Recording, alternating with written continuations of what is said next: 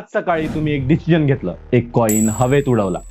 Head आला तर car घ्यायची, टेल आला तर नाही. साधं वाटतंय ना? पण थांबा, नाण्याच्या दोन बाजू असतात, हेड आणि टेल. एकतर हेड येणार, नाही तर टेल. एकाच वेळी दोन्हीही अशक्य.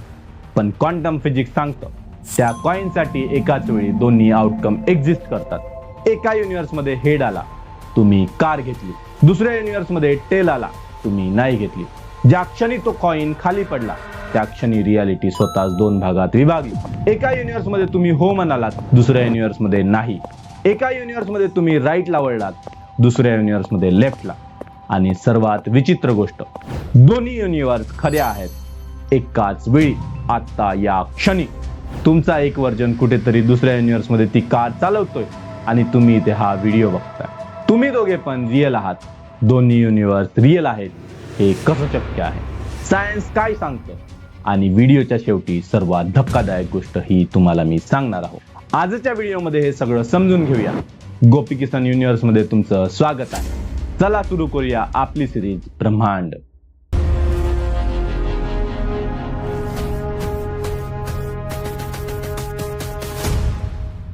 तर मित्रांनो, आधी आपण एक कॉइन उडवला होता आणि त्या एका कॉइनमुळे दोन युनिव्हर्स तयार झाल्या.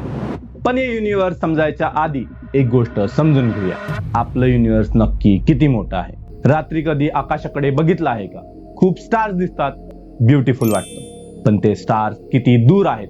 सर्वात जवळचा स्टार आहे 4.2 लाईट इयर्स दूर, प्रॉक्सिमा सेंच्युरी बी. म्हणजे त्याचा प्रकाश आपल्यापर्यंत यायला 4 वर्ष लागतात. आता लाईटची स्पीड किती असते माहिती आहे का? एका सेकंडमध्ये 3 लाख किलोमीटर. म्हणजे एका सेकंडमध्ये पृथ्वीला 7 वेळा फेरी मारेल. इतक्या वेगाने जाऊनही 4 वर्ष. आता इमॅजिन करा, आपल्या एकट्या मिल्की वे गॅलेक्सीमध्ये असे 200 अरब स्टार आहेत आणि आपल्या युनिव्हर्समध्ये अशा 2 ट्रिलियन गॅलेक्सीज आहेत. ट्रिलियन म्हणजे 1च्या पुढे 12 झिरोज. आता हे समजण्यासाठी आताच आपले भाऊ इलॉन मस्क ट्रिलियनियर झाले आहे. इतकं मोठं आहे आपलं एक युनिव्हर्स. आणि सायन्स म्हणतंय असंच एक नाही, अजून खूप असतील. आता मार्वलचे मूवीज आठवा. तुम्ही स्पायडरमॅन नो वे होम बघितला आहे का? त्यात काय झालं? एका युनिव्हर्स मधला पीटर पार्कर टॉबी, दुसऱ्या युनिव्हर्स मधला अँड्र्यू, तिसऱ्या युनिव्हर्स मधला टॉम. तिघेही स्पायडरमॅन, पण तिघाचं आयुष्य वेगळं, युनिव्हर्स वेगळी. आणि स्पायडरमॅन इंटू द स्पायडर वर्स मध्ये तर माइल्सला भेटतात वेगवेगळ्या युनिव्हर्स मधले स्पायडरमॅन. एक ब्लॅक अँड व्हाईट युनिव्हर्स मधला, एक कार्टून युनिव्हर्स मधला.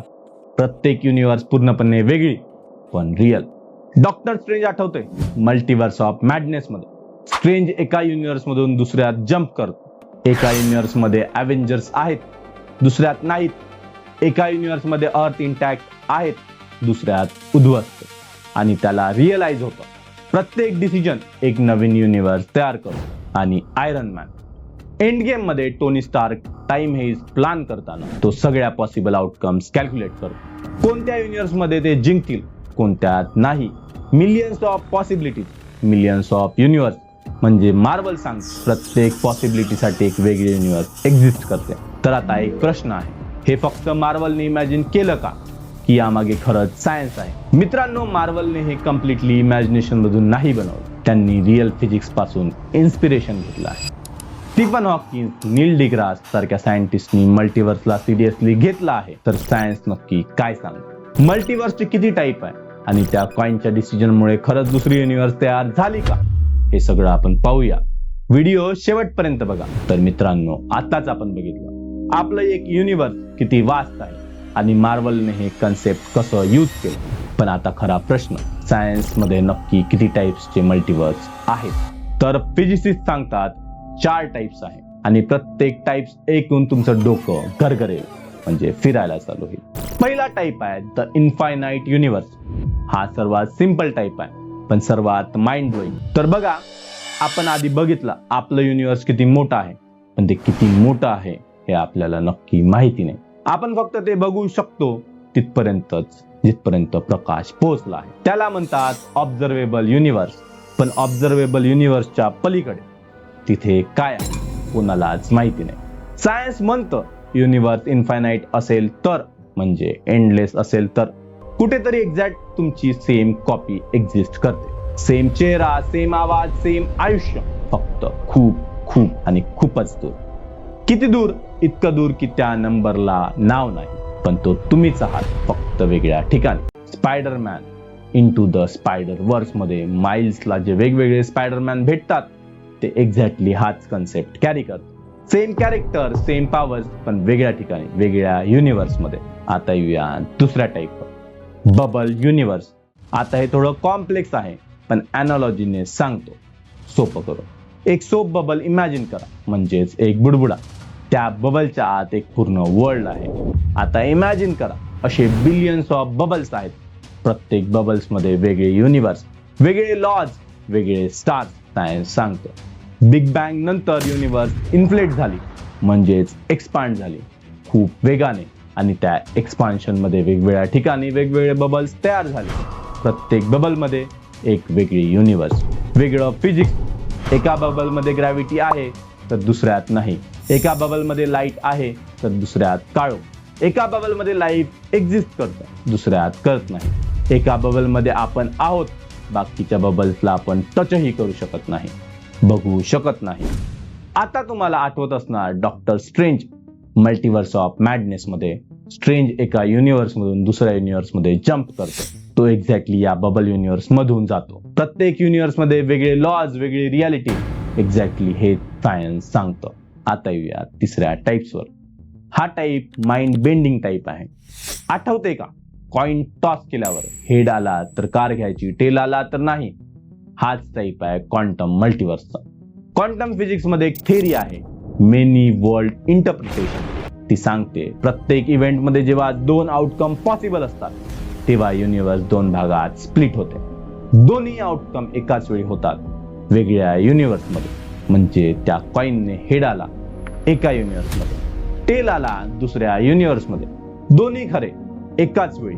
आणि हे फक्त कॉइन साठी नाही, आपल्या आयुष्यातला प्रत्येक डिसिजन, प्रत्येक इव्हेंट, प्रत्येक मोमेंट, प्रत्येक वेळी युनिव्हर्स स्प्लिट होते. म्हणजे आता या क्षणी एका युनिव्हर्स मध्ये तुम्ही हा व्हिडिओ बघता, दुसऱ्या युनिव्हर्स मध्ये तुम्ही व्हिडिओला लाईक करत आहात, तिसऱ्या युनिव्हर्स मध्ये तुम्ही व्हिडिओला सबस्क्राईब करत आहात, चौथ्यामध्ये तुम्ही बाहेर गेला आहात. सगळे तुम्ही रिअल आहात एकाच वेळी. पण तुम्हाला मार्वलचा एंड गेम आठवतोय? एंड गेम मध्ये आयरन मॅन तो सगळ्या पॉसिबल आउटकम्स कॅल्क्युलेट करतो. तो एक्झॅक्टली हेच करतो. प्रत्येक डिसिजन साठी एक वेगळी युनिव्हर्स आहे, त्या सगळ्या युनिव्हर्स मधले आउटकम चेक करतोय. क्वांटम मल्टिवर्स हे एक्झॅक्ट सायन्स आहे. आता येऊया चौथ्या टाइपवर, मॅथमॅटिकल युनिव्हर्स. हा सर्वात ऍडव्हान्स टाइप आहे आणि ऑनेस्टली हे ऐकून तुमचं डोकं गरगरेल. फिजिसिस्ट मॅक्स टेगमार्क सांगतात, जी कुठलीही मॅथमॅटिकल इक्वेशन एक्झिस्ट करते ते एक युनिव्हर्स आहे, म्हणजे नंबर, म्हणजेच रियालिटी. आपलं युनिव्हर्स म्हणजे एक मॅथमॅटिकल स्ट्रक्चर आहे आणि जितक्या मॅथमॅटिकल स्ट्रक्चर एक्झिस्ट करतात तितक्या युनिव्हर्स एक्झिस्ट करतात. Infinite equations, infinite universe. आपण फक्त एका इक्वेशन मध्ये राहतो. हे थोडं अब्स्ट्रॅक्ट आहे, पण सायन्स सिरियसली हे मानतो. तर 4 टाइप्स झाले. पण मित्रांनो, हे सगळं खरं आहे का? सायन्स कडे प्रूफ आहे का, की फक्त थेरी आहे? आता आपण पुढे बघूयात, पण आधी तुम्ही सबस्क्राईब करा. तर मित्रांनो, आता सर्वात महत्वाचा प्रश्न येतो, हे खरं आहे का? सायन्स कडे प्रूफ आहे का, की मार्वल सारखंच फक्त आपलं इमॅजिनेशन? तर ऑनेस्टली सांगतो, डायरेक्ट प्रूफ नाही, पण अजून सुद्धा आपल्याकडे इनडायरेक्ट एव्हिडन्सेस आहे आणि ते खूप इंटरेस्टिंग आहे. पहिला एव्हिडन्स, डबल स्लिट एक्सपेरिमेंट. हा क्वांटम फिजिक्सचा सर्वात फेमस एक्सपेरिमेंट आहे. एक सिंपल सेटअप, एक स्क्रीन आहे, त्यात 2 होल्स आहेत, त्यातून एक इलेक्ट्रॉन सोडतात. आता सांगा, इलेक्ट्रॉन कोणत्या होल मधून जाईल? तुम्ही म्हणाल एकातून, लेफ्ट किंवा राईट. पण एक्सपेरिमेंट मध्ये काय झालं? इलेक्ट्रॉन एकाच वेळी 2 होल्स मधून गेला. हे कसं शक्य आहे?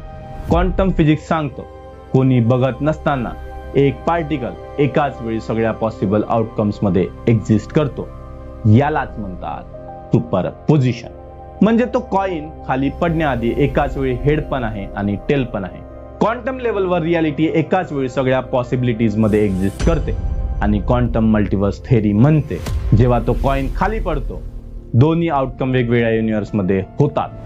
हाच डबल स्लिट एक्सपेरिमेंटचा इनडायरेक्ट एव्हिडन्स आहे. दुसरा एव्हिडन्स, CMB कोल्ड स्पॉट.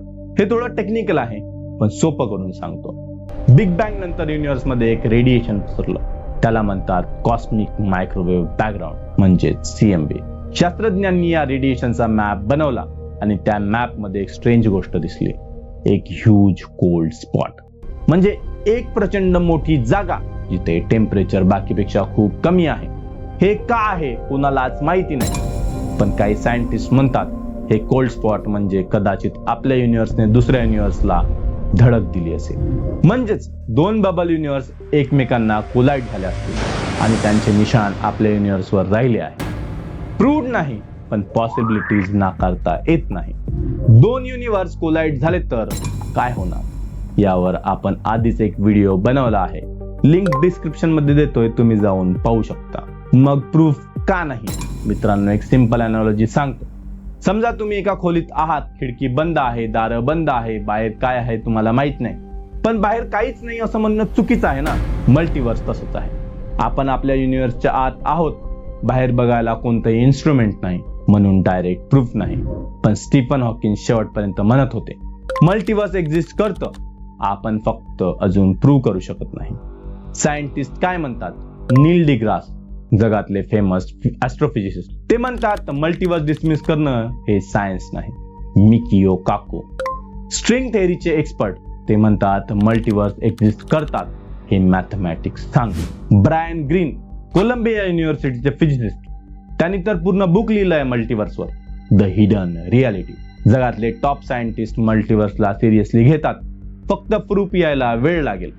मग आपण कधी दुसऱ्या युनिव्हर्सला टच करू शकतो का? ऑनेस्टली अजून तरी नाही, कारण बबल युनिव्हर्स आपल्यापासून इतक्या दूर आहेत की लाईटच्या स्पीडने गेलो तरी कदाचित आपण पोहोचणार नाही. आणि क्वांटम युनिव्हर्स त्या इतक्या टायनी लेवलवर एक्झिस्ट करतात की आपण त्यांना डायरेक्टली फील करूच शकत नाही. पण भविष्यात कदाचित quantum computing, particle physics, string theory या सगळ्या फील्डमध्ये रिसर्च होतोय आणि एक दिवस कदाचित डॉक्टर स्ट्रेंज सारखं आपणही दुसऱ्या युनिव्हर्समध्ये जाऊ शकणार. आणि त्या कॉइन बद्दल, तुम्ही कॉइन उडवला होता ना, म्हणजे एका युनिव्हर्समध्ये तुम्ही आता कार चालवत आहात, दुसऱ्या युनिव्हर्समध्ये तुम्ही हा व्हिडिओ बघताय. दोघेही रिअल आहात आणि हे फक्त त्या कॉइनसाठी नाही. आयुष्यातला प्रत्येक डिसिजन, प्रत्येक मोमेंट, प्रत्येक वेळी एक नवीन युनिव्हर्स तयार होते. तुमच्या सगळ्या डिसिजनचे सगळे आउटकम्स कुठेतरी कोणत्या तरी युनिव्हर्समध्ये लाईव्ह होत आहेत. तर मित्रांनो, मल्टीवर्स प्रूव्ड आहे का? अजून नाही. मल्टीवर्स पॉसिबल आहे का? हो, ऍब्सोल्युटली. सायन्स डिसमिस करतं का? तर नाही. टॉप सायंटिस्ट याला सिरियसली घेतात. आणि सर्वात शॉकिंग गोष्ट, कारण जर मल्टीवर्स एक्झिस्ट करतं तर तुमचा एक वर्जन कुठेतरी सुपर हिरो आहे. तर मित्रांनो, आज आपण खूप मोठी जर्नी केली. एका कॉइन पासून सुरू केलं आणि इन्फायनाइट युनिव्हर्स पर्यंत पोहोचलो. आता एक गोष्ट शेवटी सांगायची आहे, जी कदाचित तुम्हाला रात्री झोपू देणार नाही. एक विचार करा, आता तुम्ही हा व्हिडिओ बघताय, पण क्वांटम मल्टीवर्स थेअरीनुसार एका युनिव्हर्समध्ये तुम्ही हा व्हिडिओ स्किप केलाय. एका युनिव्हर्समध्ये तुम्ही आता ऑफिसमध्ये आहात. एका युनिव्हर्समध्ये तुम्ही ड्रीम करिअर परस्यू केलं, जे तुम्ही इथे नाही केलं. एका युनिव्हर्समध्ये तुम्ही त्या पर्सनला हो म्हणालात, जेव्हा इथे नाही म्हणतात. एका युनिव्हर्समध्ये तुम्ही सुपर हिरो आहात. एका युनिव्हर्समध्ये तुम्ही बिलियनियर आहात. एका युनिव्हर्समध्ये तुम्ही कम्प्लीट वेगळ्या देशात आहात. आणि ते सगळे तुम्हीच आहात, रिअल, लाईव्ह आणि आता. पण मग एक प्रश्न येतो, जर प्रत्येक डिसिजनसाठी एक वेगळी युनिव्हर्स तयार होते, तर आपण डिसिजन का घ्यायचं? तर कुठल्याही युनिव्हर्समध्ये सगळं होतच आहे ना, हा विचार येतोच. पण थांबा, तुम्ही या युनिव्हर्समध्ये आहात या क्षणी. दुसऱ्या युनिव्हर्स मधला तुम्ही तो त्याचं आयुष्य जगतो. तुम्हाला त्याचं आयुष्य मिळणार नाही. तुम्हाला फक्त हे आयुष्य मिळालं आहे एकच, म्हणजे तुमचे डिसिजन इथे या युनिव्हर्समध्ये आता खूप इम्पॉर्टंट आहेत. कारण दुसऱ्या युनिव्हर्स मधला तुम्ही जे आयुष्य जगताय ते तुम्हाला इथे मिळणार नाही. तर इथेच आत्ताच बेस्ट जगा. सायन्स काय सांगतं शेवटी? मल्टीवर्स प्रूव्ड नाही, अजून पण डिसमिस पण नाही. स्टीफन हॉकिन्स, मिकियो काको, नील डिग्रास हे सगळे म्हणतात आपण युनिव्हर्समध्ये एकटे नाही. आपली युनिव्हर्स एकटी नाही. कुठेतरी कोणत्या तरी बबल्समध्ये दुसरी रियालिटी एक्झिस्ट करते आणि कदाचित त्या रियालिटीमध्ये दुसरा कोणीतरी असाच एखादा सायन्स चॅनल बघतोय आणि विचार करतोय आपलं युनिव्हर्स एकटी आहे का. आणि त्या कॉइन बद्दल शेवटचं, दोन्ही युनिव्हर्समध्ये एक गोष्ट सेम आहे. तुम्ही आहात, जगत आहात एक्झिस्ट करत आहात, कार असो किंवा नसो, तुम्ही रिअल आहात या युनिव्हर्समध्ये, हेच सर्वात मोठं मिरॅकल आहे. तर मित्रांनो, आता एक काम करा, कमेंटमध्ये मला सांगा तुमच्या मते दुसऱ्या युनिव्हर्समध्ये तुम्ही काय करत असाल. आणि असेच माइंड ब्लोईंग टॉपिकसाठी गोपी किसन युनिव्हर्सला सबस्क्राईब करायला विसरू नका. भेटूया पुढच्या व्हिडिओमध्ये. तोपर्यंत कीप एक्सप्लोरिंग द युनिव्हर्स. धन्यवाद.